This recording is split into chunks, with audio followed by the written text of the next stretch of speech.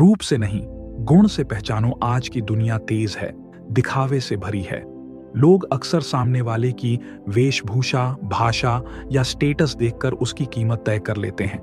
लेकिन कभी-कभी यही सोच हमारे सामने ऐसा आईना रख देती है जिसमें हमें खुद की गलती साफ नजर आती है। आज मैं आपको एक ऐसी सच्ची घटना जैसी लगने वाली कहानी सुनाने जा रहा हूं जो हमें यही सिखाती है। कभी किसी इंसान को उसके कपड़ों या हालत से मत आंकिए, क्योंकि असली चमक उसकी सोच और कर्मों में होती है। मुंबई का एक 5 स्टार होटल, विशाल सेमिनार हॉल, तेज रोशनी, चमचमाते सूट बूट पहने लोग, टाई और लैपटॉप लिए युवा उद्यमी। ये कोई आम सभा नहीं थी, ये एक बड़ा बिजनेस सेमिनार था जहां देश और विदेश के सफल बिजनेसमैन, इन्वेस्टर्स, मोटिवेशनल स्पीकर्स और फाउंडर्स एकत्र हुए थे। सेमिनार की थीम थी इनोवेशन फ्रॉम द रूट्स, यानी जड़ से नवाचार। एक एक करके गाड़ियां आ रही थीं, महंगी गाड़ियां, बड़ी कंपनियों के लोग उतर रहे थे। होटल स्टाफ पूरी सेवा में था। उसी भीड़ में एक साधारण से बुजुर्ग व्यक्ति धीमे कदमों से सेमिनार हॉल के पास पहुंचे। उनकी उम्र लगभग 65 से 70 के आसपास रही होगी। धोती कुर्ता पहना था, पैर में चप्पलें थीं, हाथ में एक पुराना सा झोला था। चेहरे पर झुर्रियां थीं, बाल पूरी तरह सफेद और नजरें बेहद शांत। जैसे ही वह प्रवेश द्वार के पास पहुंचे, रिसेप्शन पर बैठे आयोजकों में से एक युवक ने उन्हें रोक दिया। बाबा जी, यह बिजनेस कॉन्फ्रेंस है, कोई भंडारा या भजन नहीं है। आपको गलतफहमी हो गई है शायद। बुजुर्ग ने विनम्रता से कहा, मुझे अंदर जाना है बेटा, मेरा नाम सूची में है। युवक ने हंसते हुए कहा, अरे बाबा, यहाँ करोड़ों के बिजनेस वाले लोग आते हैं, आप क्या बताएंगे? किसी ने हंसी उड़ाई, किसी ने नजरअंदाज किया, लेकिन उस बुजुर्ग ने कुछ नहीं कहा, बस मुस्कुराते रहे। कुछ ही देर बाद एक अन्य आयोजक आया जो मुख्य टीम से था। जैसे ही उसने बुजुर्ग को देखा, चौंक गया। उसने झट से आगे बढ़कर उन्हें प्रणाम किया और कहा, आप आ गए सर, हम आपको ही ढूंढ रहे थे, आइए मंच की ओर चलें। पूरा स्टाफ हैरान रह गया। हॉल के अंदर सेमिनार शुरू हो चुका था।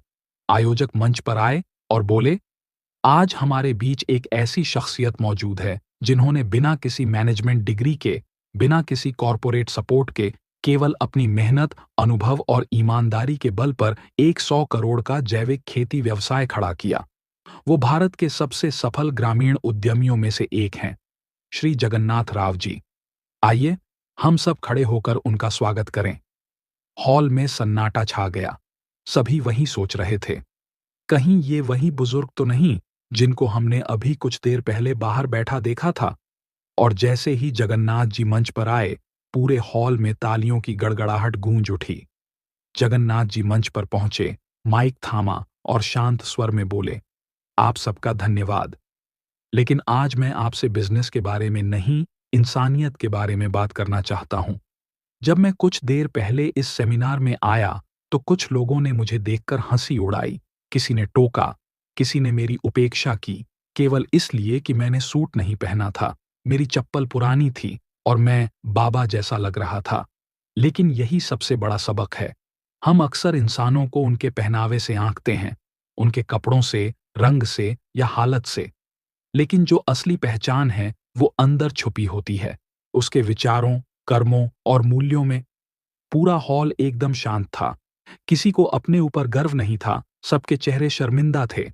उन्होंने आगे कहा, मैंने कभी एमबीए नहीं किया, लेकिन मिट्टी की भाषा समझी है। लैपटॉप नहीं चलाया, लेकिन लोगों के भरोसे पर कारोबार खड़ा किया है। और सबसे जरूरी, मैंने कभी किसी को छोटा नहीं समझा, चाहे वह मजदूर हो या मालिक। याद रखिए, जो चमकता है वो सोना नहीं होता, और जो साधारण दिखता है वो अक्सर असाधारण होता है। तालियों की गूंज देर तक होती रही। उस दिन लोगों ने सीखा कि असली मूल्य इंसान के भीतर होता है, उसकी सोच, उसकी मेहनत और उसकी विनम्रता में।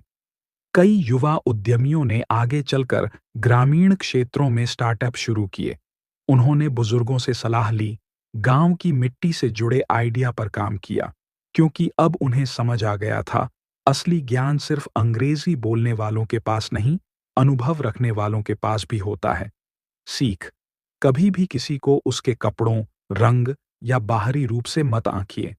हर इंसान के भीतर एक अनसुनी कहानी होती है और हर कहानी का कवर आकर्षक नहीं होता, लेकिन उसका संदेश गहरा और प्रेरक हो सकता है।